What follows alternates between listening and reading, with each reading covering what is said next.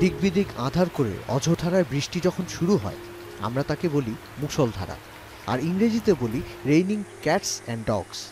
বাংলায় মুষল শব্দের অর্থ মুগুর। ঘনঘোর বর্ষণের সময় বৃষ্টির বড় বড় ফোঁটা অনেকটা লম্বাটে, কিছুটা মুগর আকারের হয়ে নামে।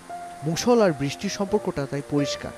কিন্তু ইংরেজিতে কেন এখানে ক্যাটস অ্যান্ড ডগস অর্থাৎ বিড়াল কুকুরের কথা আমরা বলছি? এর সম্ভাব্য কয়েকটি কারণ আছে। শুনতে তা হাস্যকরও লাগতে পারে। এর একটি হতে পারে এমন, প্রাচীনকালে ইংল্যান্ডে বৃষ্টির সঙ্গে সত্যি সত্যি কুকুর বিড়াল পড়ত, তবে তা আকাশ থেকে নয়, ঘরের ছাদ থেকে। খুব জোরে বৃষ্টি হলে খড়ের ছাউনি পিচ্ছিল হয়ে যেত, আর তখন ছাদ থেকে ওসব বিড়াল কুকুর পড়ে যেত বলে লোকমুখে প্রচলিত। ধারণা করা হয় এভাবেই বৃষ্টির সঙ্গে জুড়ে যায় বিড়াল কুকুরের কথা। আবার অনেকে বলেন ১৬০০ শতকে ভয়াবহ এক টর্নেডোতে একটি গ্রামের পুকুরের অনেক মাছ উড়ে গিয়ে পাশের গ্রামে পড়ে। এর প্রায় সবই ছিল শিং মাগুর জাতীয় মাছ, অর্থাৎ ক্যাটফিশ আর ডগফিশ নামের এক জাতীয় ছোট মাছ।